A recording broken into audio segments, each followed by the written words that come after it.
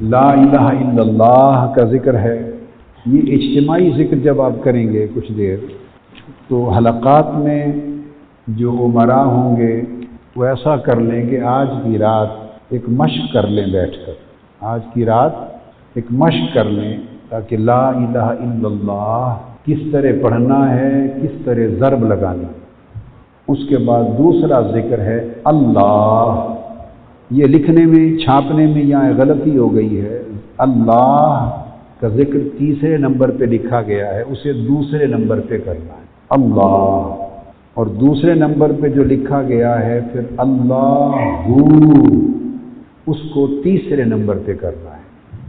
تو پہلا ذکر ہوگا لا الہ الا اللہ، الا اللہ کی آنکھیں بند کر کے یہاں دل کی طرف سے دائیں کندھے کی طرف لا الہ آپ کھینچ کر لے جائیں گے، دل سے دائیں کندھے کی طرف لا الہ کو لے جائیں گے دائیں کندھے، اور پھر سر کو ضرب دے کے الا اللہ کی جو ضرب ہے یہ دل پر واپس لا کے ماریں گے، الا اللہ کی ضرب دل پہ لگائیں گے، اس دل کو الا اللہ کی ضربوں سے بیدار بھی کرنا ہے، زندہ بھی کرنا ہے اور عادی بھی کرنا ہے۔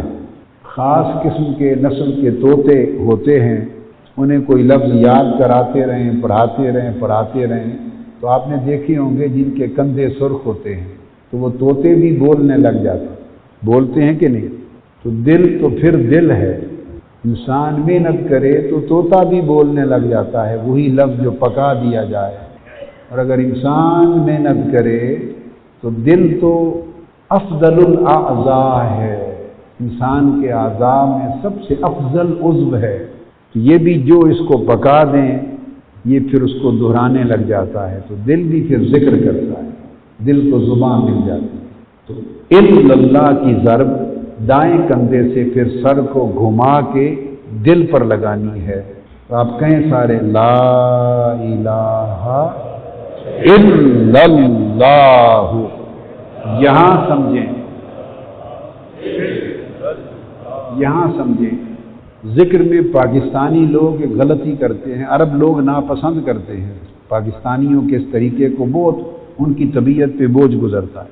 3 درجے ہیں ضربوں کے، ہم جب تیز شروع کر دیتے ہیں تو جب شدیں ختم ہو جاتی ہیں اور ضربوں کا لحاظ نہیں رہتا تو ذکر کے آداب خراب ہو جاتے ہیں۔ تو لا پہ مد ہے، یہ مد لازم ہے، اس کو ہر صورت لمبا کرنا ہے، یہ بولی ہے اللہ اور اللہ کے رسول کی، جب آپ نے اس کی بولی ہی ٹھیک نہ بولی تو دل کو کیا پڑھایا؟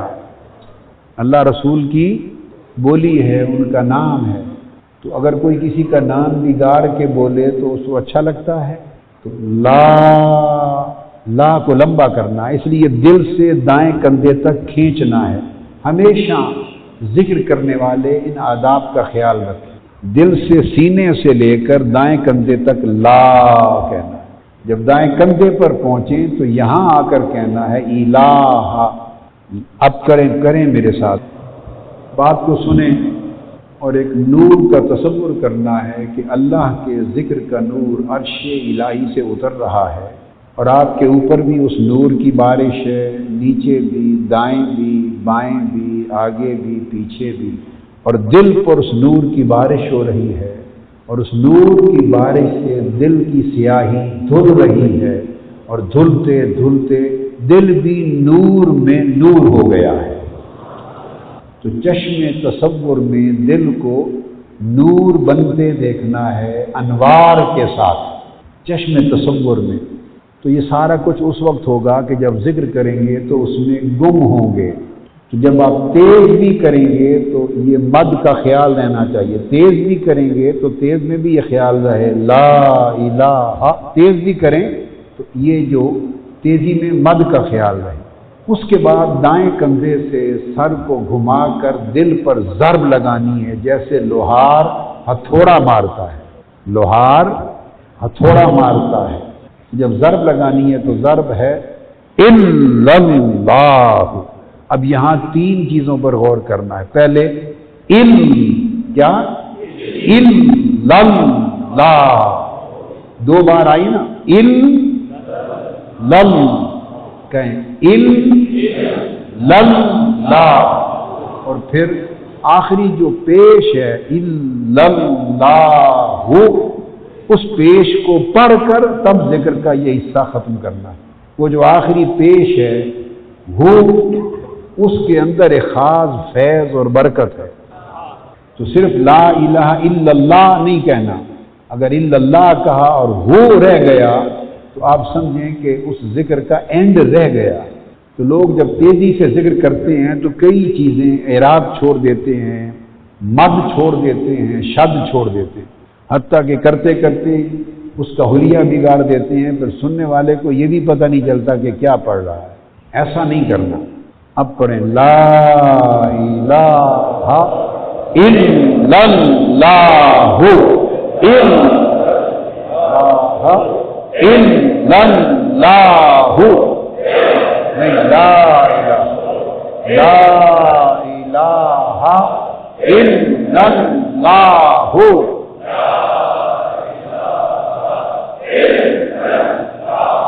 کریں کریں کریں، نہیں میں دیکھ رہا ہوں، میں کئی سنیں، میں کئی آدمیوں کو دیکھ رہا ہوں، ابھی میں دیکھ رہا ہوں وہ لا تک جا کے تو الہ پر ہی سر لے کے دل تک آ گئے ہیں، ابھی میں دیکھ رہا ہوں۔ ایسا نہیں، الہ کو کندھے کے اوپر سر ادھر ہو اور الہ یہاں پر کہنا ہے، کیا سینے کے وسط سے دل سے دائیں کندھے تک صرف لا چلے گا، یہاں پر جب پہنچیں صرف دائیں کندھے پر یہاں کہنا ہے الہ، ہکذا نعم ہوا ماہر متخصص، یہاں پر کہنا ہے الہ، پھر دل کی طرف سر کو پہلے نہیں لانا، الا اللہ کی سیدھی ضرب لگانی ہے دل پر تیزی سے، اس کو گردش سر کہتے ہیں، گردش سر حول ہے راس کا۔ تو اب اس طرح دھیان کر کے کہیں پڑھیں لا الہ الا اللہ،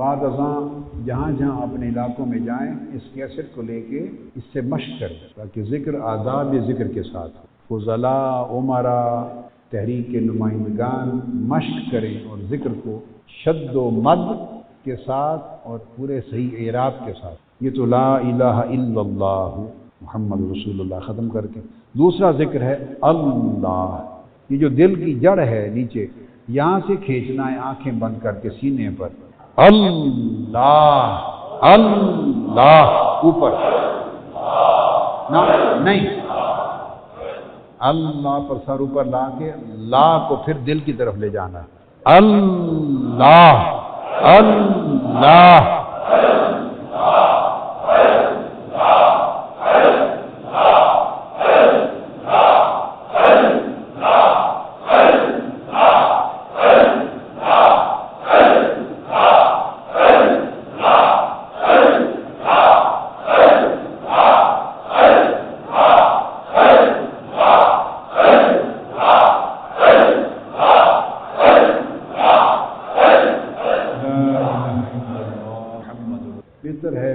اگر یہ اذکار حلقہ میں کسی گائیڈ کے ساتھ کرائے جائیں پورے 10 دن مشق جاری رہے تو پھر یہ عادت بن جائے گی، غلط ہی نہیں رہے۔ اور جب جوش میں آ کے ایک آدمی تیز ہوتا ہے پھر 2 تیز ہوتے ہیں پھر تیسرے پھر ردم خراب کر دیتے ہیں، کیا آگے پیچھے ہو جاتے ہیں۔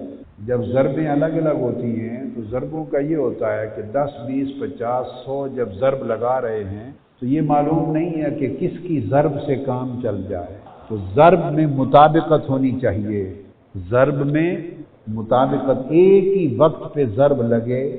اگر ایسے لوہار بنے کہ اگر 100 لوہار وہ ہتھوڑا مار رہے ہیں تو جب ضرب لگے ہتھوڑے کی تو ایسے لگے کہ ایک ہی ہتھوڑا لگا ہے. آپ میری بات کو سمجھیں، ایسے لگے ہتھوڑے 100 ہوں مگر ضرب جب لگے تو ایسے لگے کہ چوٹ ایک ہی لگی ہے. یعنی الا اللہ، یہ ایک ہی لگے کہ ایک ہی ضرب لگی ہے اور ہوں 100 بندے. اس سے موافقت ہو جاتی ہے. کیا؟ اور بہت سے ذکر کرنے والے میرے جیسے بھی ہوں گے جن کا ذکر کسی کام کاج کا بھی نہیں، اور کچھ اچھے بھی ہوں گے کہ جن کا ذکر مالک پسند کرے گا، جن کا ذکر مالک محبوب پسند کر لے گا.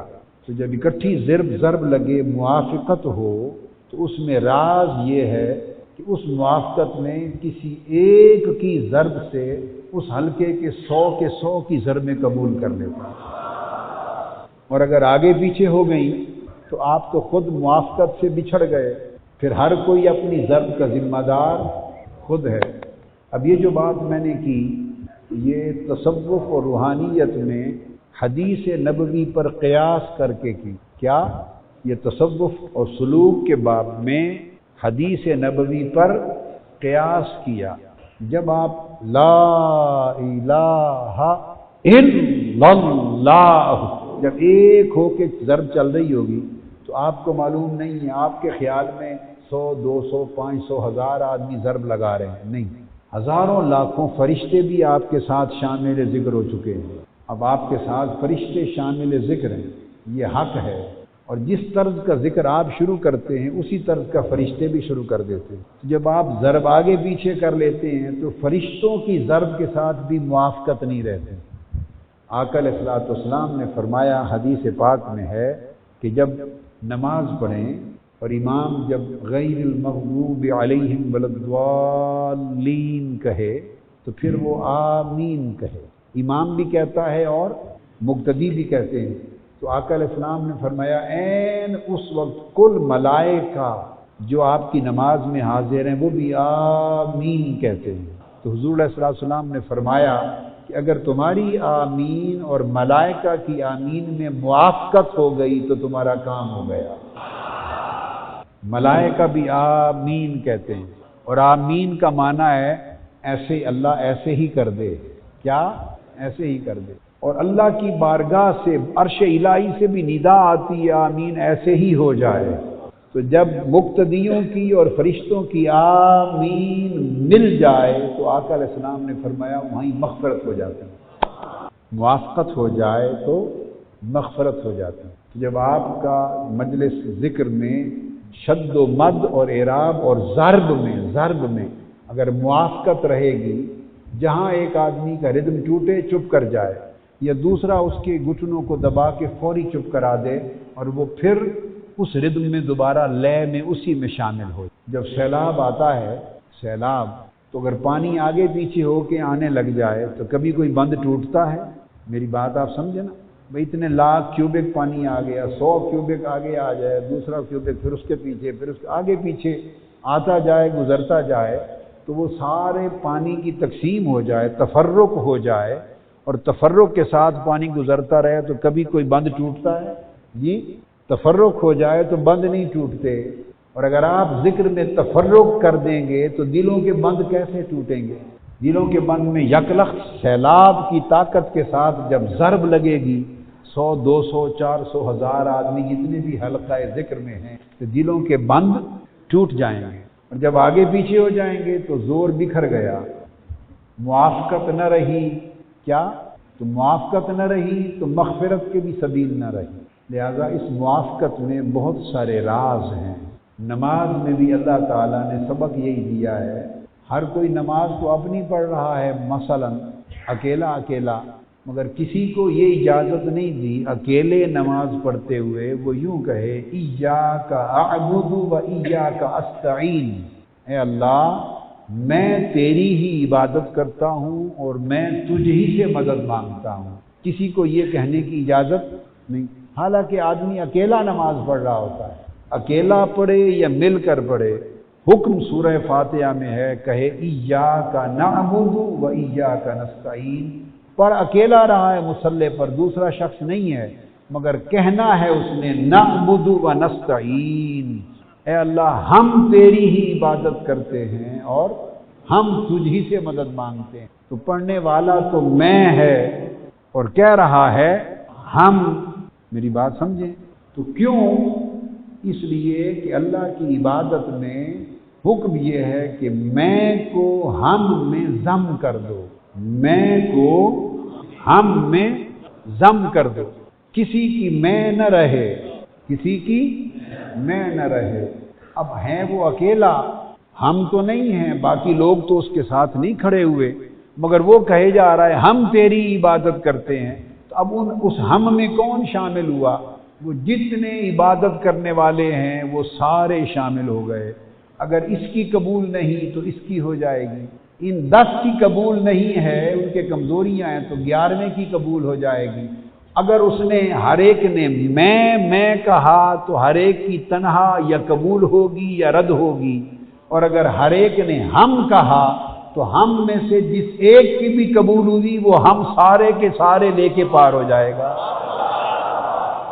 چونکہ جو مارے تھے انہوں نے بھی میں تو مٹا دیا، تو جب ہر کوئی میں مٹا کے عبادت کر رہا ہے اور ہم میں ضم ہے، تو ان میں سے جس کی بھی ہوئی قبول، تو اس نے میں تو کہا نہیں تھا، کیا کہا تھا؟ ہم۔ تو اس ایک نے بھی ہم کہا تھا اور ہر ایک نے ہم کہا تھا، تو جب اس کی قبول ہوگی تو سارے ہم کی قبول ہو جائے گی۔ تو جب سارے ہم ہو کے چلیں گے تو کوئی غم بھی نہیں رہے گا۔ آپ سمجھ گئے نا؟ اللہ پاک نے تفرق مٹایا ہے، تفرق مٹایا ہے کہ میں نہ کہو سو میں نہ کہو، اور ذکر میں نہ کرو، نہ کہو نہ کرو۔ تو جب کوئی اس ردم سے، ردم ہے ہم کا بہاؤ، اجتماعی بہاؤ، جب کوئی اس ردم سے علیحدہ ہو جائے تو اکٹھی اجتماعی ضرب قافلہ ہے، قافلہ ہے، اس میں گم ہو کے چلو۔ آقا نے فرمایا جو قافلے کے ساتھ چلا بخشا گیا، جو گم ہو گیا شیطان کے پاس پھنس گیا۔ تو اپنی آواز بھی قافلے سے جدا نہ کرو، کیا؟ آواز بھی قافلے سے جدا نہ کرو، یہ آداب ذکر میں سے ہے۔ بعض لوگ آپ سے پوچھیں کہ اپنی اپنی مسجد میں اعتکاف بیٹھا کریں، آپ سارے ملک سے سفر کر کے جامع المنہاج کیوں جاتے ہیں؟ تو انہیں کہیں جامع المنہاج سب اس لیے جاتے ہیں، اپنی مسجد میں بھی اعتکاف بیٹھیں تو قبول ہے، مگر وہاں میں کو ہم میں گم کرنے جاتے ہیں۔ میں کو اس جگہ جہاں ہزار آدمی اعتکاف میں بیٹھے ہیں، پتہ نہیں کتنے اللہ کے پیارے ہوں گے، کتنے پیارے ہوں گے، کتنے دھدکارے ہوں گے۔ تو دھدکارے اور پیارے سب جب مل کر بیٹھیں گے تو سب کے بارے نہارے ہو جائیں گے۔ سمجھے؟ دیکھیے نا، دھدکارے بھی بیٹھے ہیں اور اس کے پیارے بھی بیٹھے ہیں، مل کر عبادت کر رہے ہیں، مل کر تسبیح کر رہے ہیں، مل کر ذکر کر رہے ہیں، اور ایسا مل کر کے آواز اور ردم بھی الگ نہیں ہونے دیتے، مد بھی اکٹھی کرتے ہیں، شد بھی اکٹھی کرتے ہیں، ضرب بھی اکٹھی لگاتے ہیں، سوتے بھی ایک وقت پر ہیں، اٹھتے بھی ایک وقت پر ہیں، ہلکا بھی ایک وقت پر کرتے ہیں، الگ الگ ہر کوئی میں یہ بکریوں کا کام ہے، ہر کوئی الگ الگ میں نہیں کرتا۔ تو جب ہزار آدمی سب کچھ مل کے کر رہے ہیں، تو جب ہر ایک نے ہم کی لے الاپی ہے، تو اس میں سے جس کا بھی قبول ہوگا تو ہزار کا قبول ہو جائے گا، کیونکہ اللہ کی یہ عادت نہیں، اس لیے تو اس نے ہم پہ لگایا ہے کہ کہو ہم عبادت کرتے ہیں، کیونکہ سخیوں کا یہ وتیرہ نہیں کہ سارے اکٹھے پیش کریں، اکٹھے سارے پیش کریں اور وہ ان میں سے ایک چن لے اور باقی رد کر دے۔ کریموں کا یہ شیوا نہیں، الگ الگ پیش کریں گے تو اس کی مرضی کس کی لے لے اور کس کی چھوڑ دے۔ اور جب کوئی اپنی اپنی پلیٹ الگ رکھے گا ہی نہیں، اپنا اپنا برتن الگ رکھے گا ہی نہیں، سارے ہی لا کے ایک ہی دیگ میں ڈال دیں گے اور سارے ہی لا کے ایک ہی پیالے میں اور ایک ہی تھال میں ڈال دیں گے، اور وہ تھال اکٹھا پیش ہوگا تو سخی کا شیوا نہیں، وہ کہے گا اس میں ماڑے بھی ہیں، اچھے بھی ہیں، ددکارے بھی ہیں، پیارے بھی ہیں۔ جب سارے مل کر پیش کر رہے ہیں تو اچھا نہیں لگتا کہ اپنے پیاروں کا چن لوں اور بقیہ کو چھوڑ دوں۔ وہ پیاروں کے صدقے ددکاروں کا بھی قبول کر لیتا ہے۔ اس لیے میں نے کہا سب کے بارے نیارے ہو جاتے ہیں، تو سمجھا کریں بیٹھنا ہو اکٹھا، اس لیے حج کا رتبہ سب سے زیادہ ہے چونکہ ساری امت جمع ہو جاتی ہے۔ کیا بولیے نا، نماز باجماعت کا درجہ اکیلے پڑھنے سے 27 گنا زیادہ ہے، کیونکہ اس اکیلے نے میں کر کے پڑھی اور یہاں 2-4 صفیں اکٹھی ہو کے پیش کر رہے ہیں تو 27 گنا بڑھ گیا۔ جمعہ کا درجہ پنجگانہ باجماعت نماز سے زیادہ ہے کہ پنجگانہ نماز میں تو 50-100 جمع ہوئے، جمعے میں ہزاروں جمع ہو گئے۔ تو دیکھیے ایک شریعت کا قاعدہ یہ ہے، یوں یوں لوگ بڑھتے جائیں تو درجہ اور قبولیت بڑھتی جاتی ہے۔ عید کا درجہ سب سے بڑھ گیا اور حج کا درجہ اس لیے بڑھ گیا کہ ساری امت سے لوگ جمع ہو جاتے ہیں، اور اس میں ایک کا قبول کر لینا اللہ تو ساروں کا قبول کر لیتا۔ تو یہ راز ہے جو میں نے آپ کو آداب ذکر میں ایک راز سمجھایا، اور اس راز کے لیے کئی مثالیں عرض کر دی ہیں، کئی مثالیں عرض کر دی ہیں۔ میں بھی جو آپ کے ساتھ بیٹھتا ہوں تو بھئی آپ تو معتکف ہیں، میں معتکف نہیں ہوتا، میں نے کیا اعتکاف کرنا ہے اور میرا کیا اعتکاف، مجھے تو اعتکاف کرتے ہی شرم آتی ہے۔ میں آپ کے سہارے، آپ کے بہانے، آپ کی نوکری کی نیت کر کے بیٹھتا ہوں۔ آپ معتکفین ہیں، میں خادم المعتکفین ہوں۔ آپ اللہ کے مہمان ہیں اور میں اس 10 دن اللہ کے مہمانوں کا نوکر بن کے بیٹھتا ہوں آپ کے ساتھ۔ میں یہ نیت کرتا ہوں، میں ایمانداری کی بات کہتا ہوں، میں سچ کہتا ہوں، میں اعتکاف کی نیت نہیں کرتا، میں آپ کی خدمت اور نوکری کی نیت کرتا ہوں۔ مولا یہ تیرے معتکف ہیں، تیرے معتکف ہیں، تیرے در پہ بیٹھے ہیں، تیرے در پہ تیرے منگتے ہیں، میں 10 دن ان منگتوں کی نوکری کے لیے آیا ہوں، ان کی خدمت کے لیے آیا ہوں۔ سارے لوگ جب مل کے ذکر کرتے، عبادت کرتے ہیں، اکٹھے اٹھتے، اکٹھے سوتے ہیں، مشق ہوتی ہے، تو ذکر کس طریقے سے کرنا ہے؟ پھر آپ کا اللہ کا اللہ نام کے ساتھ آ گئی، زبان کو روکنا ہے، اللہ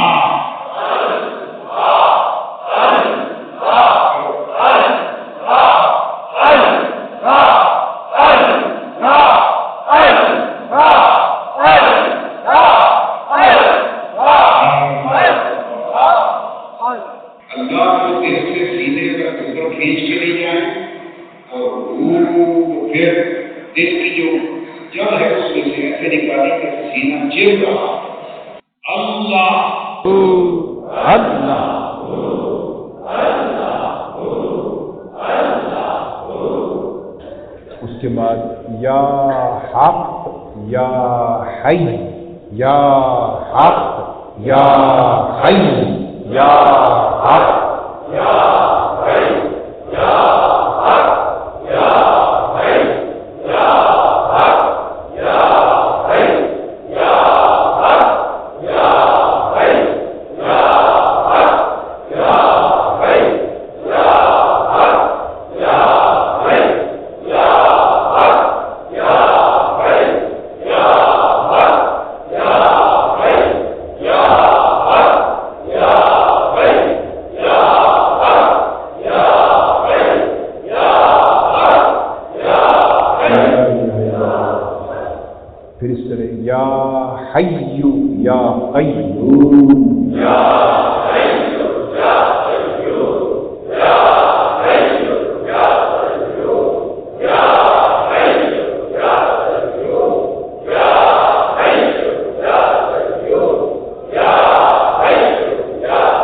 قیوم، یا حی یا قیوم، یا حی یا قیوم، یا حی یا قیوم، یا حی یا قیوم۔ لا الہ الا اللہ۔ پھر اس کے بعد یا جبار یا قہار، یا جبار یا قہار، یا جبار یا قہار، یا جبار یا قہار، یا جبار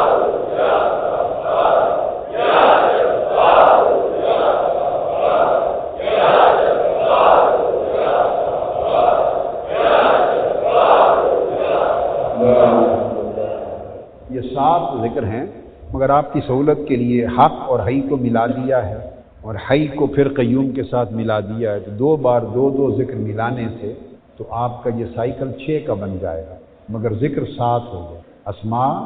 اب ایک بات آج آپ کو بتا دوں جو پہلے کبھی نہیں بتائی، جو پہلے کبھی نہیں بتائی۔ غالب امکان ہے کیا کہ یہ جو 7 اسماء الہیہ ہیں ان میں اسم اعظم بھی ہے، بس اتنی بات بتا۔ کیا اس میں اسم اعظم ہے؟ اور اسم اعظم اللہ کا وہ اسم ہے، اس کی تعریف یہ ہے کہ اس اسم اعظم کے ذکر سے کوئی دعا اور مراد مانگی جائے تو وہ پوری ہو جاتی ہے۔ مراد نہیں۔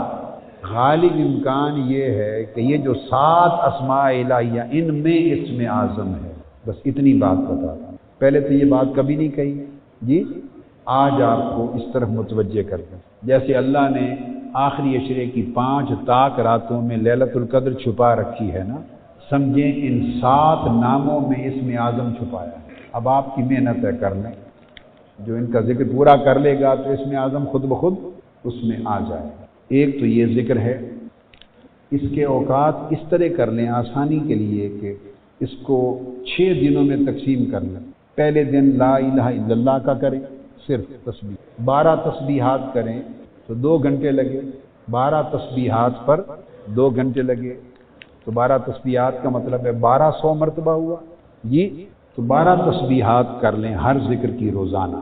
مطلب ہے پہلے دن صرف لا الہ الا اللہ، کیا اس کی 12 تسبیحات کر لیں، ہر نماز کے بعد 2 کر لیں، عشاء کے بعد نہیں کریں گے، پھر جب تراویح سے فارغ ہوں پھر درس ہوگا تو پچھلی رات 4 کر لیں، 4 نمازوں کے بعد 2 بار کر لیں، یا ایک ہی جگہ مجلس میں بنا کے 2 گھنٹے کر لیں۔ اس کا نظام وضع کر لیں تو گویا کم سے کم 10 تسبیحات یا 12، کیا کم سے کم 10 یعنی 1000 مرتبہ یا 1200 مرتبہ ایک ذکر۔ اگلے دن اللہ کا کریں، اگلے دن اللہ، اس کا 20 تسبیحات کر لیں، اللہ کی لا الہ الا اللہ کی 10 کر لیں پہلے دن، کیا دوسرے دن دوسرا ذکر کر لیں اللہ، اس کا کم سے کم عدد وہی 10 تسبیح رہے گا، اور کوئی بڑھا سکے 15 سے 20 کر لے تو اس کی مرضی ہے۔ پھر تیسرے دن اللہ دل میں کریں، ہلکے میں کریں تو ذکر بالجہر کر لیں۔ اس کا معمول آپ بنا لیں، ایک ٹائم اگر حلقات میں کرنا ہو تو پھر کوئی ٹائم ایک مقرر ہو، افطار سے پہلے اچھا وقت ہے، اگر عصر کے وقت فارغ ہو کے افطار سے پہلے کریں تو اپنے حلقات میں اجتماعی طور پہ کریں، اچھا وقت ہے۔ اور افطار سے پہلے ذکر کا بڑا اعلیٰ وقت ہے، بہت قبول ہوتا ہے، بہت قبول ہوتا ہے۔ افطار سے پہلا ذکر، عصر کے بعد افطار سے پہلے ذکر بڑا قبول ہوتا ہے، وہ بہت قیمتی اعلیٰ وقت ہے، کیونکہ افطار جو ہے تو اللہ پاک نے فرمایا کہ افطار کرنے والے کے لیے 2 مبارکبادیاں ہیں، ایک اس کو فرحت افطار ہے، جب وہ افطار کرتا ہے تو افطار کی فرحت افطار ہے، دوسری لذت دیدار ہے، 2 مبارکبادیاں ہیں۔ تو یہ افطار صائم کے لیے بڑی خاص خوشخبری، وہ جو عصر کے بعد کے لمحے ہیں اجتماعی ذکر کے لیے، اور ذکر کو ختم کر کے آخری 5 منٹ دعا کے لیے، آخری 5-7 منٹ دعا کے لیے۔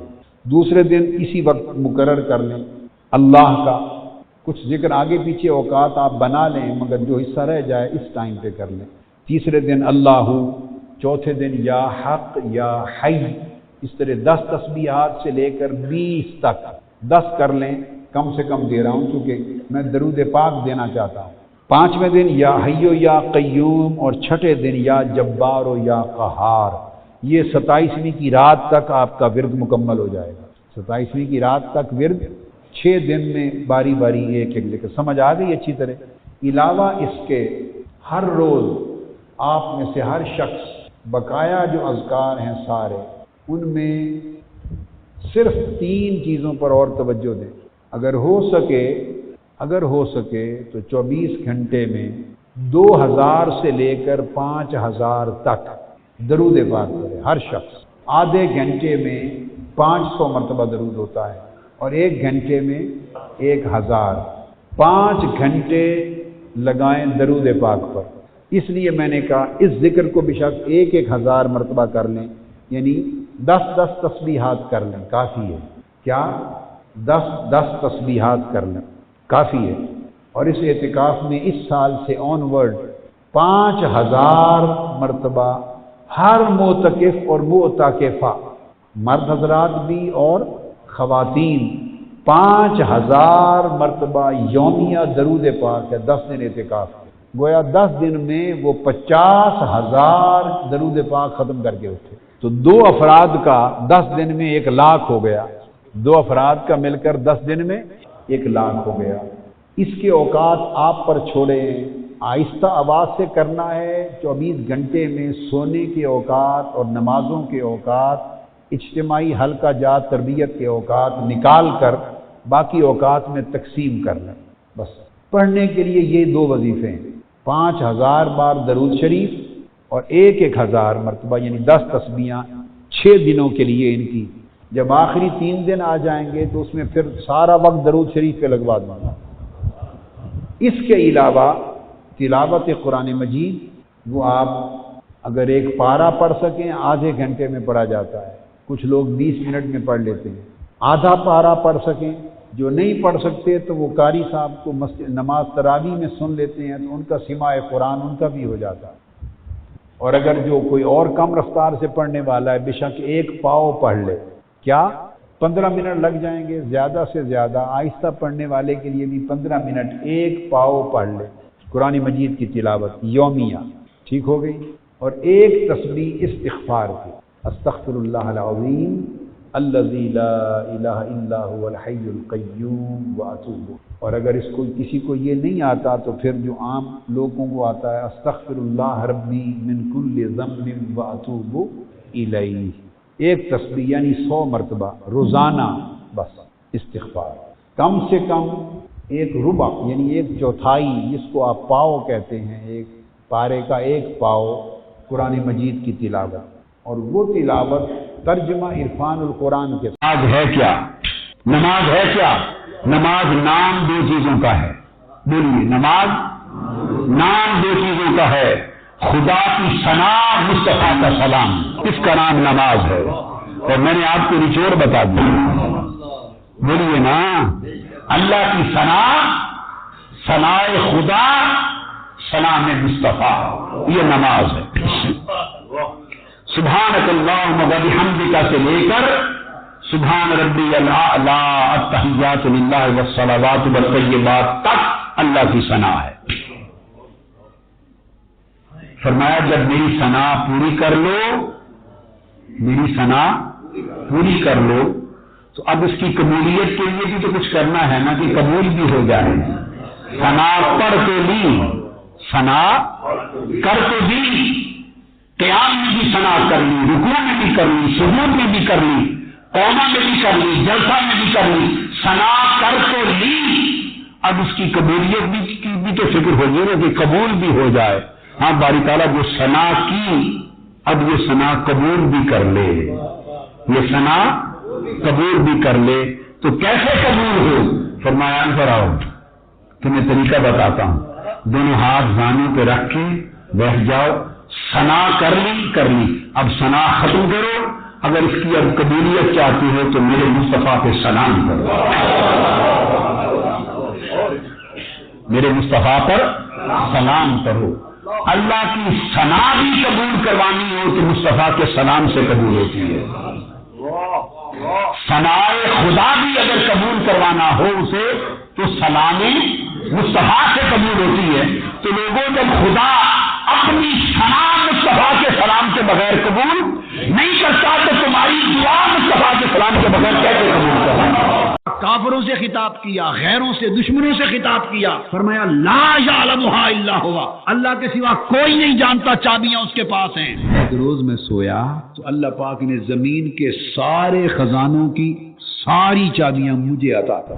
یہ غیب ایسا خزانہ نہیں جو کھل نہیں سکتا، غیروں کے لیے بند رہتا ہے اور اپنوں کے لیے وہ کھولتا ہے۔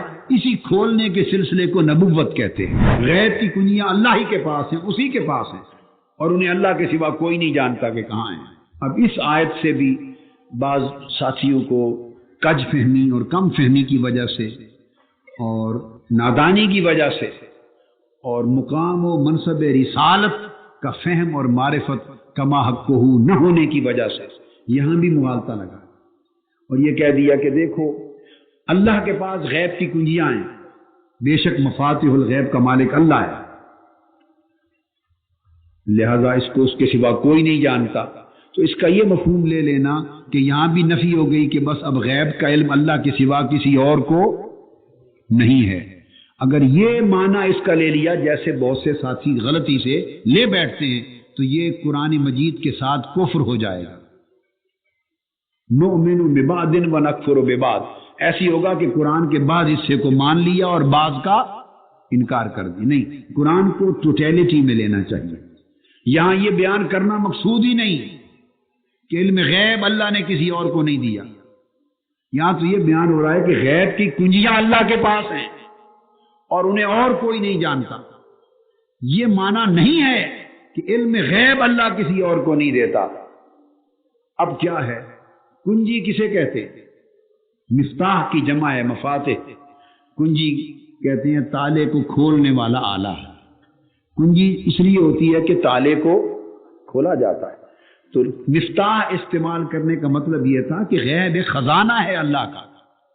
غیب ایک خزانہ ہے اللہ کا، جیسے آپ تالے میں ایک چیز رکھتے ہیں آپ کا خزانہ ہوتا ہے، تو غیب اللہ کا خزانہ ہے. اور فرمایا اس کی کنجیاں اللہ کے پاس ہیں. تالے کا کام ہوتا ہے بند کرنا اور کنجی کا کام ہوتا ہے کھولنا. اور اگر علم غیب اللہ کا ایسا خزانہ ہوتا کہ اس نے اس کا دروازہ ہمیشہ کے لیے ہر ایک پر بند کر دیا ہوتا اور کسی کو سرے سے یہ خزانہ علم غیب کا دینا ہی نہ ہوتا تو وہ اس کی کنجیاں بناتا ہی نہیں. کنجیوں کا بنانا اور رکھنا اور بتانا کہ میرے پاس ہیں، اس بات کا اشارہ ہے کہ جو غیر ہیں ان کے لیے خزانہ بند ہے، اپنوں کے لیے کنجیاں موجود ہیں جن کے لیے چاہتا ہوں کنجی لگا کے دے دیتا ہوں. مفاتیح الغیب، کنجی کے دو ڈائریکشن ہوتے ہیں.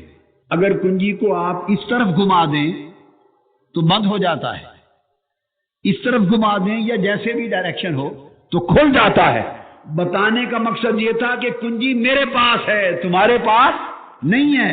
جب غیر دیکھتا ہوں عام آدمی کے لیے تو کنجی اس طرف پھیر دیتا ہوں، اور جب پیغمبر نبی اور پیارے آتے ہیں تو کنجی اس طرف پھیر دیتا ہوں. انہی کنجیوں سے غیب کا خزانہ بند بھی ہوتا ہے، انہی کنجیوں سے غیب کا خزانہ کھل بھی جاتا ہے. آیت کا تو یہ معنی ہے. تو یہ تو علم غیب عطا کرنے کا اشارہ دے رہی ہیں. یہ تو اشارہ ہے.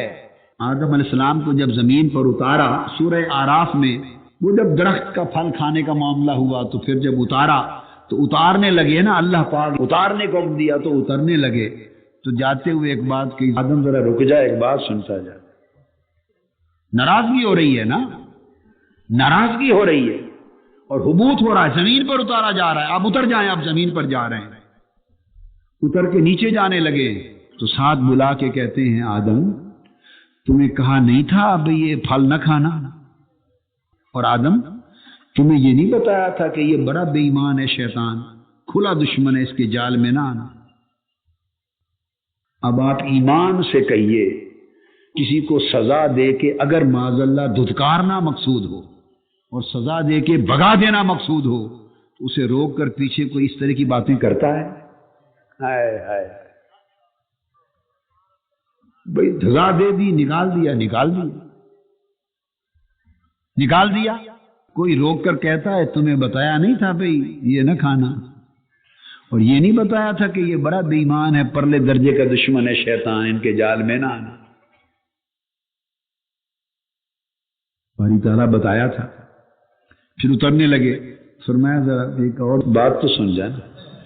وہ کیا ہے؟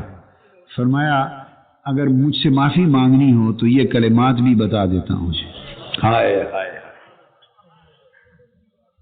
تو آدم علیہ السلام سزا میں اشارہ مغفرت پا گئے. ہائے تھی سزا اور اس میں اشارہ محبت پا گئے. اشارہ بھائی درخواست کا طریقہ بھی لکھا دیتا ہوں، اس طرح کر کے لکھنا نا اور ڈال دینا، قبول ہو جائے. ربنا ظلمنا انفسنا وان لم تغفر لنا وَتَرْحَمْنَا لَنَكُونَنَّ مِنَ الْخَاسِرِينَ، اس طرح درخواست لکھ کے ڈال دینا تو قبول ہو جائے گی.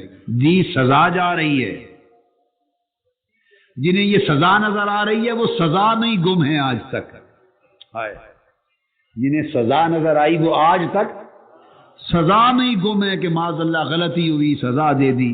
اپنی اپنی عقل ہے، پتہ نہیں یہ ہماری الٹی ہے یہ اوروں کی الٹی ہے، کسی کی تو الٹی ہے. تو کئی تو سزا میں گم ہیں، اور جب ہم اس مقام کو پڑھتے ہیں تو اللہ کی عزت کی قسم مجھے تو سزا میں عطا نظر آتی ہے، سزا میں عطا نظر آتی ہے.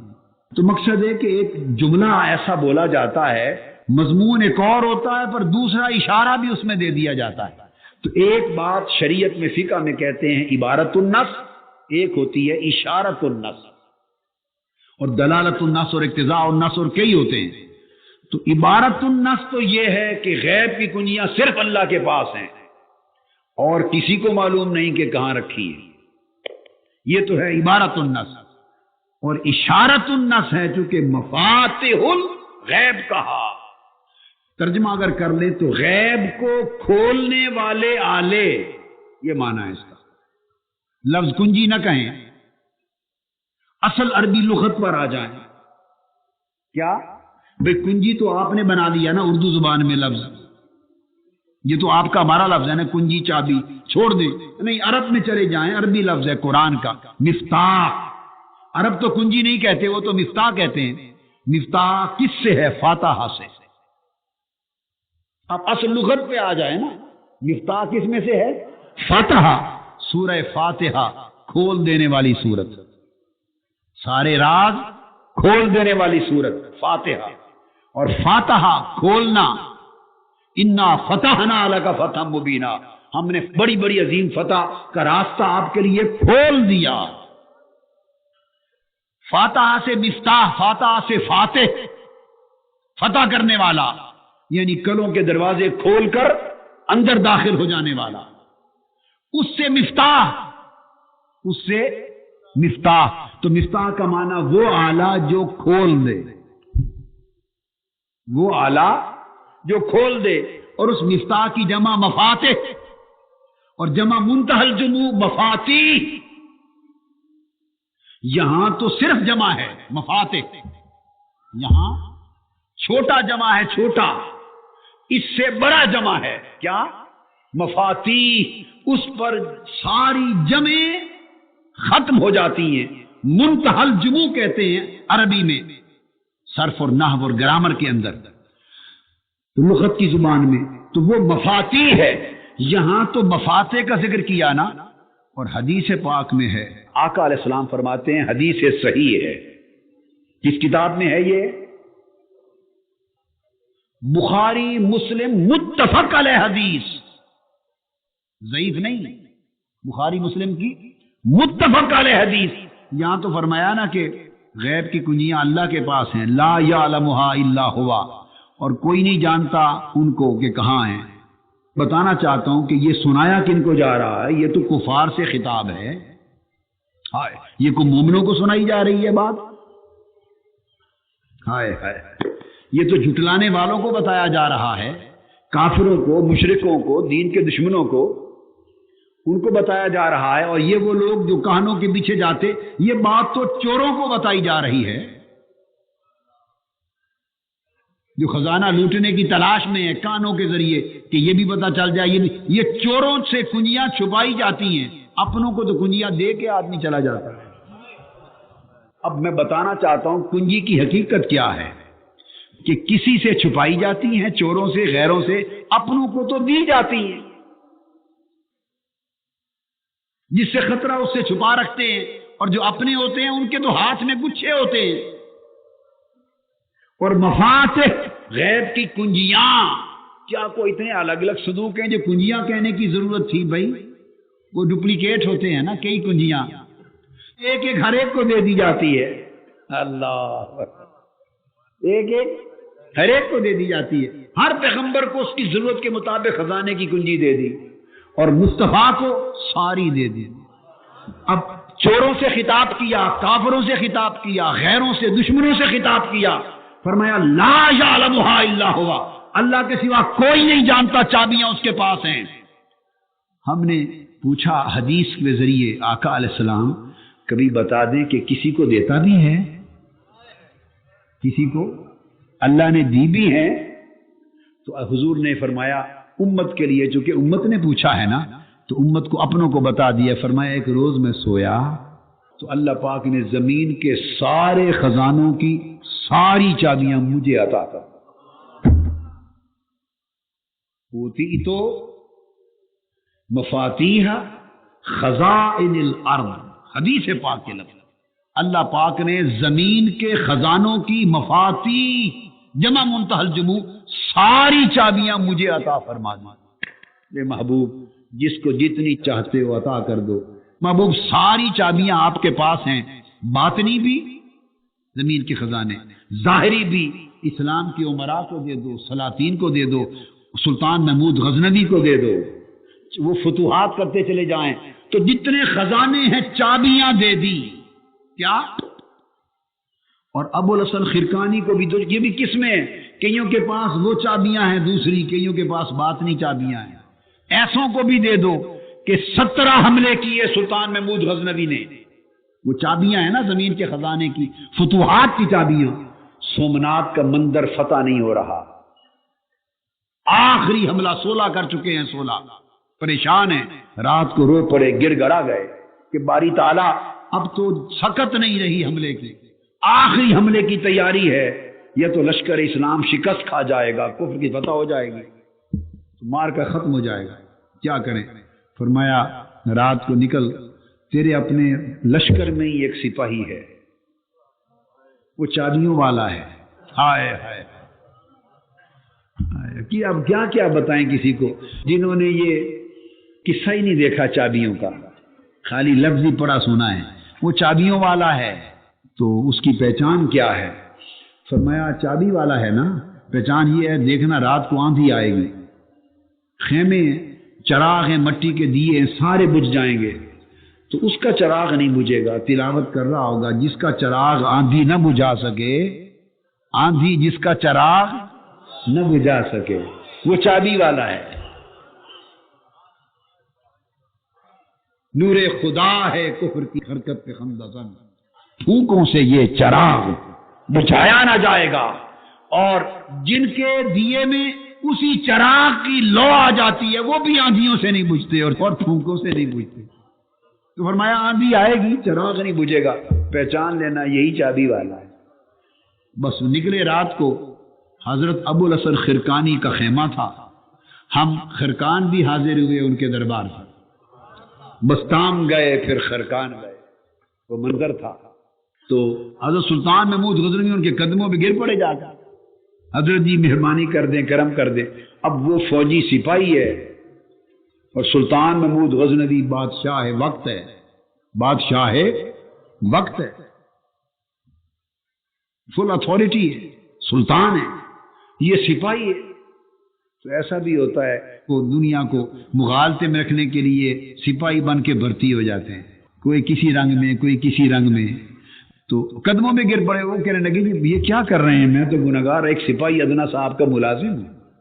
انہیں کہا نہیں یہ بات سمجھ میں آ گئی ہے، بات سمجھ میں، اب بات ملازمت کی نہیں، میں ملازم ہوں، ملازم میں ہوں، سلطان آپ ہیں۔ بار صورت اصرار کیا، وہ جان گئے کہ پکا ہو گیا ہے، یہ پکا ہے، اب چھوڑے گا نہیں، بڑا ٹالا، بڑے بہانے بنا، وہ چھوڑے گا نہیں۔ آپ نے اپنا قمیض اتار کے دے دیا، کہا یہ قمیض لے جاؤ اور جا کے اللہ کے حضور 2 نفل پڑھ کے سجدہ کر کے قمیض مسلح پہ رکھ لینا اور اس کا واسطہ دے کر اللہ سے فتح مانگ لینا۔ تو پھر چابی والے تو ایسے ہوتے ہیں، چابی والے تو ایسے ہوتے ہیں، اس قمیض کا واسطہ دے کر مانگ لینا جو مانگنا ہے۔ سلطان محمود غزنوی نے آ کے حضرت ابو الحسن خرقانی کا قمیض مسلح پہ رکھ لیا اور سجدہ اللہ کے حضور کر کے، عبادت کر کے ہاتھ اٹھائے اللہ کے حضور، عرض کیا مولا اس اپنے محبوب فقیر کے قمیض کا صدقہ سومنات کے مندر اور اس قلعہ کی فتح عطا کر۔ صبح حملہ کیا، قلعہ فتح ہو گیا۔ مبارک دینے کے لیے پھر آئے حضرت ابو الحسن خرقانی کی خدمت، مبارک دینے آئے تو حضرت ابو الحسن خرقانی مسکرا کے، معلوم ہے کیا کہتے ہیں، سلطان محمود غزنوی کو کہتے ہیں کہ جو قمیض دیا تھا ارزاں فروختائی، سلطان قمیض بڑا سستا بیچ دیا، تو نے قمیض بڑا سستا بیچ دیا، ایک کلا کی فتح مانگی، جب قمیض رکھ ہی لیا تھا تو سارے ہندوستان کی فتح مانگتا، آج وہ مل جاتی، سستا بیچ دیا۔ آقا نے فرمایا اللہ نے مجھے چابیاں عطا کر دی، پھر حضور وہ چابیاں امت کو دیتے ہیں، جتنی جس کو چاہتے ہیں، جس کو جتنی سلطنت دیتے ہیں اتنی چابیاں دے دیتے ہیں۔ تو یہ تو ایک نظام ہے، یہ گچھے ہیں چلتے رہتے ہیں۔ فرمایا اللہ مفاتیح الغیب کا مالک ہے، اس کا معنی کیا ہے؟ وہ مالک ہے، عطا کی منع نہیں کی، مالک ہونے کی بات ہے، مالک وہی ہے جس کو چاہے دے دے۔ تو چابیوں کا ذکر اس بات کا اشارہ ہے کہ یہ غیب ایسا خزانہ نہیں جو کھل نہیں سکتا، غیروں کے لیے بند رہتا ہے اور اپنوں کے لیے وہ کھولتا ہے۔ اسی کھولنے کے سلسلے کو نبوت کہتے ہیں، اسی کھولنے کے سلسلے کو نبوت کہتے ہیں۔ نباؤن اس کا معنی ہی غیب کی خبریں دینا، نبوت نباؤن سے ہے، اس کا معنی بھی یہ ہے غیب کی خبریں دینا، اور نبی کا لغوی معنی یہ ہے جو غیب کی خبر دے۔ اب اندازہ کر لیں، یہ تو بات ہی اسی علم غیب اور خبر غیب سے ہوتی ہے شروع۔ اور چابیاں کیوں فرمائیں؟ وہ اس لیے فرمائیں تاکہ یہ علم غیب وہ خزانہ ہے کہ از خود کوئی رسائی حاصل نہیں کر سکتا، یہ تو جس کو اللہ دینا چاہتا ہے اس کو عطا فرما دو، جس کو چاہتا ہے اس کے لیے کھول دیتا ہے۔ یہ اشارہ اس طرف فرمایا اللہ رب العزت نے۔ آپ اس پر 2 قرآن مجید کی آیتیں تصدیق کے لیے اور ذہن میں رکھ لیں۔ آل عمران آیت نمبر 179 179 اور دوسری آیت سورہ جن الجن آیت نمبر 26 اور 27۔ اب 4 آیتوں کا اکٹھا مطالعہ کروا دیا نا، دورے میں آ گیا، جن 26 27۔ اب یہ 2 آیتیں آپ نے پڑھ لی، اب ان 2 آیتوں کو بھی پڑھ لیں۔ وما کان اللہ لیطلعکم علی الغیب، اللہ پاک کی اے لوگو، عوام سے خطاب ہے، اے لوگو اللہ کی یہ شان نہیں ہے کہ تمہیں غیب پر مطلع کر دے، اللہ کی یہ شان نہیں کہ تمہیں غیب پر